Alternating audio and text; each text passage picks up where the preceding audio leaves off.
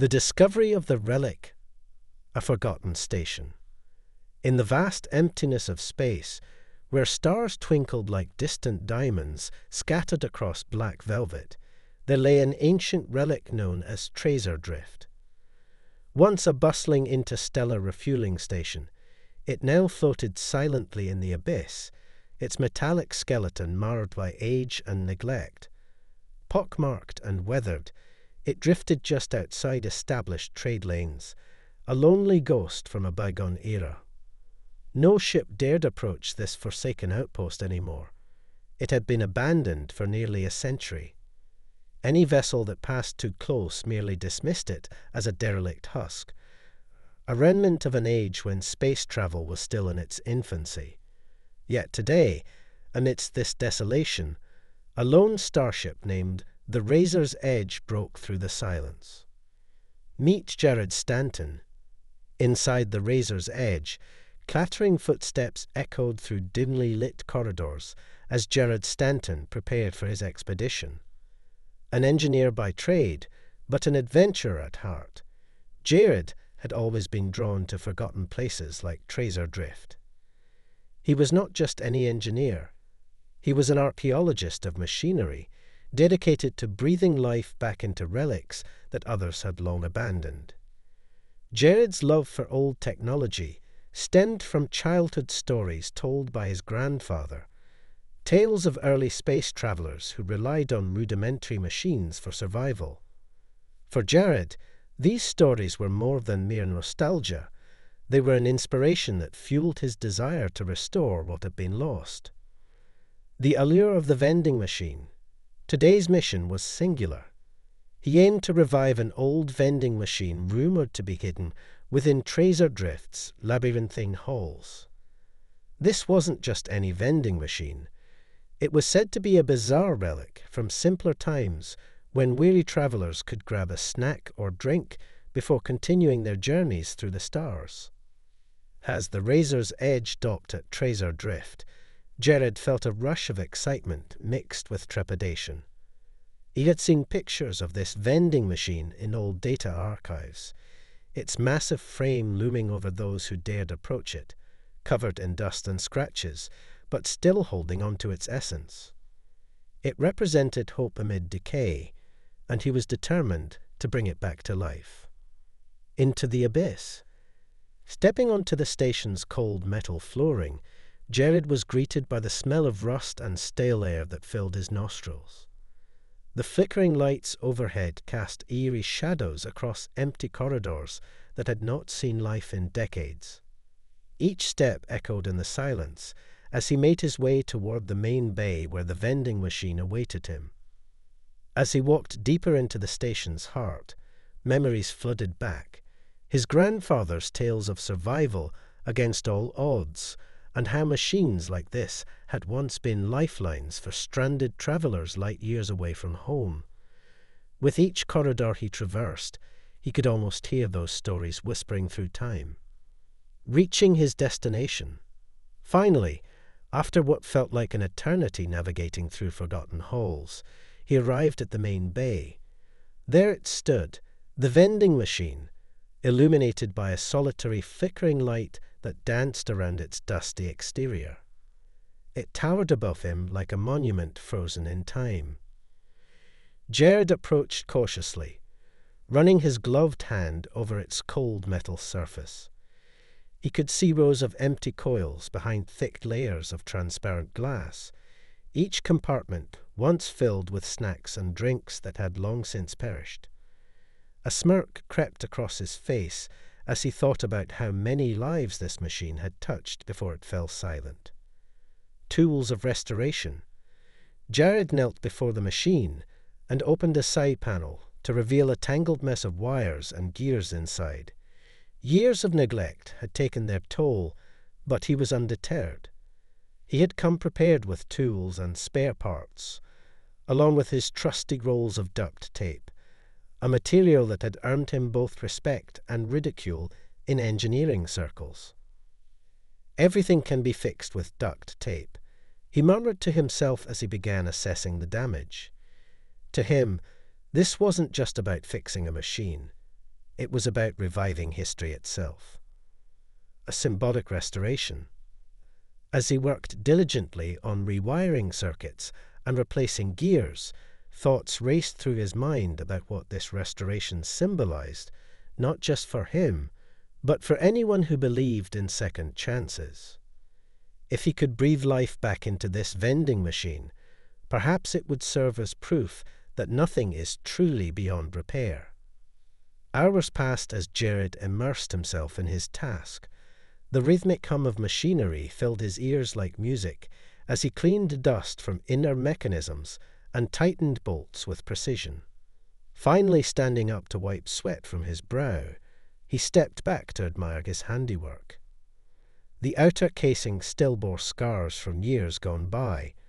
However, inside lay pristine components, ready for action once more. It was time to see if all his efforts had paid off. The moment of truth. With bated breath, Jared pressed one of the buttons on the front panel, but nothing happened. Frowning in frustration, he checked connections again, only to be met with silence once more. "That's not good," he muttered under his breath while tapping fingers against metal impatiently. Just then, something caught his eye, a faint flicker emanating from within the machine itself. It struggled against years of dormancy, as if trying desperately to awaken from its slumber. "Still got some fight left in you," Jared said with renewed hope as he rummaged through his toolkit for one last roll of duct tape. A touch of duct tape magic. Carefully wrapping tape around a frayed wire that had eluded him earlier, Jared held his breath as anticipation mounted in the air around him. Moments later, something miraculous happened. The flickering light transformed into a steady glow. The vending machine whirred back to life. Gears shifted within, while lights blinked on displaying long-forgotten logos from decades past. With disbelief etched across his face, Jared bent down eagerly as something clunked into place at the dispenser slot below. He reached down cautiously only to pull out an unexpected treasure. A single dusty can of Nectar Cola, a brand lost to time. "Well, I'll be damned," he whispered incredulously, while holding up this ancient prize like it was gold. An unexpected visitor. Just then, footsteps echoed behind him, causing Jared to turn quickly. There stood Isa, the ship's pilot, leaning against the doorframe with arms crossed and an amused smirk on her face. "Only you would come all this way just to fix a vending machine," she teased lightly while shaking her head at him. Jared shrugged playfully while raising up his newfound trophy triumphantly. "Hey, this is history. It hasn't worked in over 100 years. Issa raised an eyebrow skeptically, but couldn't help admiring his enthusiasm, despite knowing better than anyone else how much time they had spent here already, time that could have been used elsewhere more productively perhaps. "Let's head back soon," she suggested after watching him revel in nostalgia momentarily longer than necessary before adding softly, "You know no one cares about this place anymore." "That's exactly why they should." Jared replied passionately, while gesturing around them animatedly, as if trying hard not only convince her but himself too. "There's still life here. Look around. This station was built to last. It just needs some love, some duct tape." Issa sighed but didn't argue further. She understood better than anyone else how stubbornly idealistic Jared could be when pursuing dreams like these, even if they seemed impractical sometimes. A glimpse into tomorrow. As they made their way back toward the razor's edge, excitement bubbled within him over what else might be revived here beyond just one simple vending machine. It felt like unlocking secrets hidden deep within forgotten corners, waiting patiently for someone brave enough, or foolish enough, not only believe but act upon those beliefs. Jared glanced over his shoulder one last time before boarding. The vending machine stood there illuminated against shadows cast by flickering lights overhead. as if beckoning him forward into uncharted territory yet unexplored. "See you soon," he whispered softly before stepping aboard, readying himself once again for whatever awaited them next among stars above. This first part sets up an engaging narrative filled with curiosity and nostalgia, while introducing key characters and themes related to restoration and redemption that will unfold throughout the story. Restoration begins. The challenge of reviving history. As Jared Stanton stepped back from the vending machine, a mix of excitement and trepidation filled the air. He had successfully revived the ancient relic, but he knew that this was only the beginning. The vending machine, now alive with flickering lights and whirring gears, represented more than just nostalgia. It was a gateway to something greater. Jared's mind raced with possibilities as he thought about what else might be hidden within Tracer Drift. "Let's see how far we can take this," he murmured to himself, glancing at Isa, who stood nearby, arms crossed and a bemused expression on her face. "If I can fix this vending machine, what else can we restore?" Isa raised an eyebrow, intrigued despite herself. "You're really serious about this, aren't you? You think we can bring the whole station back to life?" "Why not?" Jared replied enthusiastically. "This place has potential. It just needs someone who believes in it." A plan takes shape. With renewed determination, Jared began to formulate a plan. He envisioned not just fixing the vending machine, but reviving the entire station, transforming it into a hub for travelers once more. He could already picture the bustling corridors filled with life, laughter, and activity. But first, he needed to assess the condition of the station's systems. "Let's start by checking the power grid," he suggested, leading Isa deeper into Tracer Drift. As they walked through the dimly lit hallways, Jared felt a sense of purpose wash over him. The walls seemed to whisper stories of past travelers who had once relied on this station for sustenance and shelter. "Do you really think we can get everything up and running?" Isa asked skeptically. Jared nodded confidently. "Absolutely. All it takes is some ingenuity and a little bit of duct tape." Exploring the station, they reached the central control room, where a large console lay dormant under layers of dust. Jared wiped away the grime to reveal an array of buttons and screens that had once been vibrant with activity. He began pressing buttons randomly, hoping to spark some reaction. "Careful," Isa warned, stepping back as a warning light flashed briefly before fading into darkness. "Okay, maybe not that one," Jared chuckled nervously. "Let's try something more systematic." He pulled out his toolkit again and began examining the wiring behind the console. As he worked, he explained his vision to Isa. "If we can get the power back online, we could restore communications too. Imagine being able to send out signals for help or even attract passing ships." Isa listened intently as Jared elaborated on his plan. "We could turn this place into a rest stop for travelers, somewhere they can refuel and recharge before heading back into deep space." The first step back. Just as Jared began to feel optimistic about their progress, an unexpected setback occurred. As he connected wires and tightened screws, a loud crack echoed through the room. Sparks flew from the console as it sputtered violently before going silent. "What was that?" Isa exclaimed, her eyes wide with alarm. Jared cursed under his breath as he inspected the damage. "Looks like I shorted something out," he admitted sheepishly. "I guess I got a little too eager." "Maybe we should take a step back," Isa suggested cautiously. "We don't want to blow up this whole station." Jared sighed but nodded in agreement. "You're right. Let's regroup and figure out what went wrong." A moment of reflection. As they took a break from their work, Jared leaned against a wall and closed his eyes for a moment. Memories flooded back. His grandfather's stories about early space exploration filled his mind again.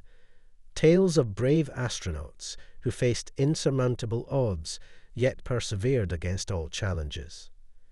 He remembered how those stories had inspired him to pursue engineering in the first place, a desire not just to fix machines, but to understand their history and significance in human progress.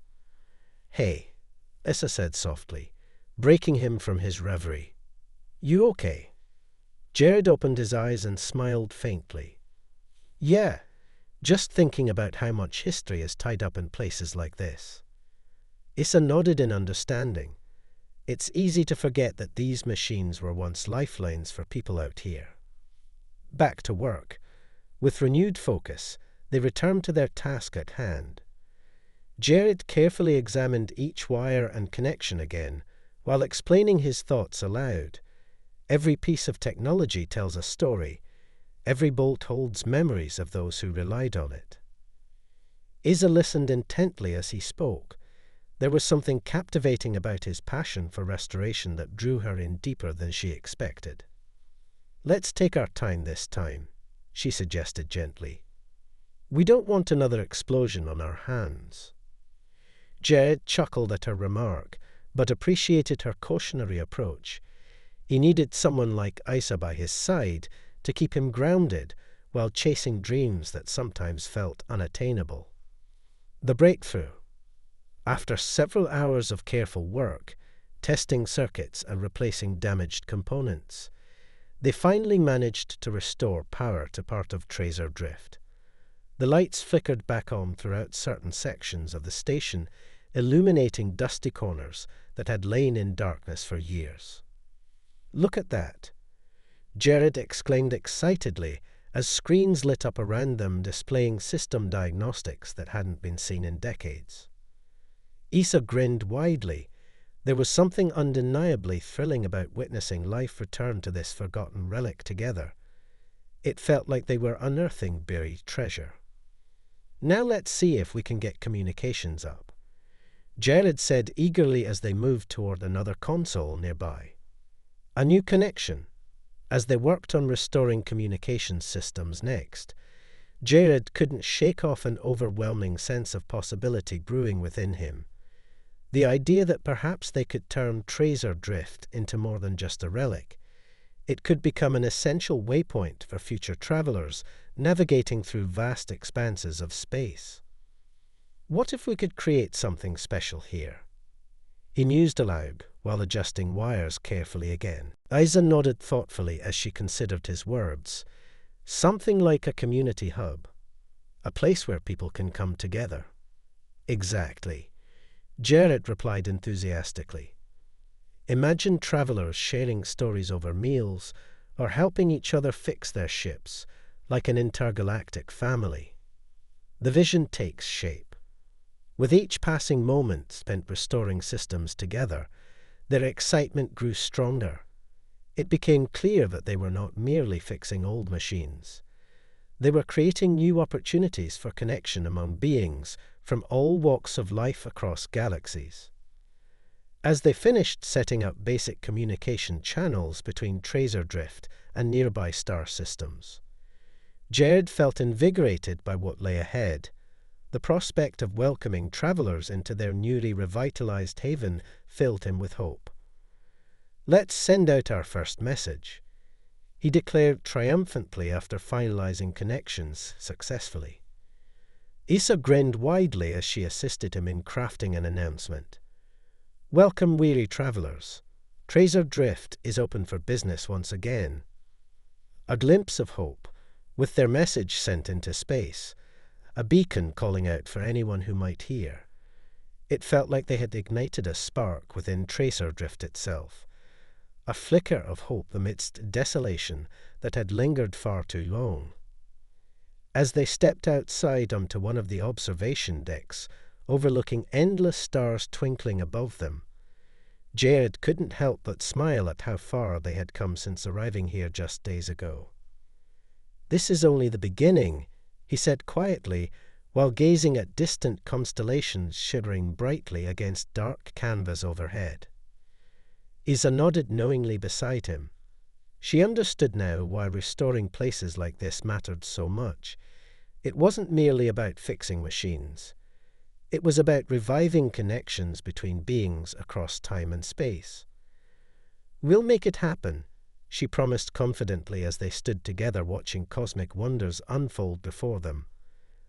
A testament not only to human ingenuity, but also resilience against adversity, no matter how daunting it seemed.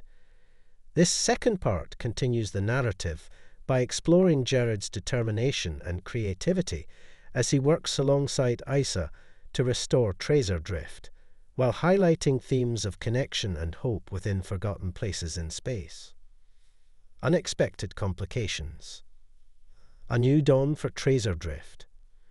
With the vending machine humming softly in the background, Jared Stanton felt a wave of satisfaction wash over him. The once derelict station, Tracer Drift, was beginning to show signs of life, and he was determined to keep that momentum going. After restoring power and communications, he and Isa had sent out a message inviting travelers to stop by. The potential for revitalization was palpable, and Jared's enthusiasm was infectious. "Can you imagine what it would be like if we could get more systems operational?" Jared mused as they stood in the control room, gazing at the flickering screens. "We could transform this place into a bustling hub for interstellar travelers." Isa leaned against the console, arms crossed. "It's a nice dream, but we need to be realistic. This station has been abandoned for a reason. What if no one comes?" Jared dismissed her concerns with a wave of his hand. "They will come. Just wait and see. We've already made progress. I can feel it in my bones." The first signs of trouble. As the hours passed, Jared and Isa worked diligently to restore various systems within Tracer Drift. They repaired lights, cleaned out debris, and even managed to bring some of the old automated systems back online. The vending machine had become a symbol of their success, a tangible reminder that even the most forgotten places could be revived. But as they delved deeper into the station's innards, they stumbled upon something unexpected.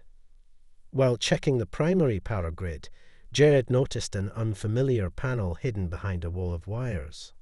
"Hey, Isa, come check this out," he called excitedly. Isa approached cautiously as Jared pried open the panel to reveal a series of blinking lights and switches that hadn't been touched in decades. "What is it?" she asked, peering over his shoulder. "I'm not sure," he replied, his brow furrowing in concentration. "It looks like some kind of auxiliary system, maybe for emergency protocols or something." Activating the unknown, driven by curiosity, Jared flipped one of the switches without hesitation. Instantly, alarms blared throughout Tracer Drift, echoing ominously through the empty halls. "Oh," Isa exclaimed as she jumped back from the console. "What did you do?" "I don't know. I thought it was just an auxiliary system." Jared shouted over the din. The alarms continued to wail as red lights flashed around them. Suddenly, a holographic display flickered to life above the console, projecting a series of warnings and alerts that scrolled rapidly across its surface. "Emergency distress signal activated," the hologram announced in a mechanical voice. "Evacuate immediately." Jared's heart raced as he realized what he had done. "I think I might have triggered a distress signal," he said breathlessly. Consequences unfold. As panic began to set in, Isa quickly regained her composure. "We need to shut it off. Now." Jared scrambled to find the switch that would deactivate the alarm, while Isa frantically pressed buttons on the console. The holographic display continued its relentless warnings as they worked together to regain control. "Come on, come on," Jared muttered under his breath as he finally located a switch labeled Emergency Override. He flipped it with urgency. The alarms fell silent almost immediately, but the holographic display remained active. "Distress signal still active," it stated ominously. "Great," Isa groaned. "So now what? Are we going to have ships coming here looking for help?" Jared's mind raced with possibilities. We might have just attracted attention, both good and bad. A new threat emerges. Before they could process what had just happened, another alert chimed in from one of the consoles. "Incoming vessels detected." "What?" Isa exclaimed, staring wide-eyed at Jared. Multiple ships approaching from different directions. He confirmed as he began analyzing data on the screen. "They're not responding to our signals." "Are they hostile?" Isa asked anxiously. "I can't tell yet," Jared replied, his fingers flying across the console as he tried to gather more information about their trajectory and intentions. As images of approaching ships filled the screen, some sleek and menacing, while others appeared more utilitarian, Jared felt a knot tighten in his stomach. He had inadvertently opened a Pandora's box by activating that distress signal. Preparing for confrontation.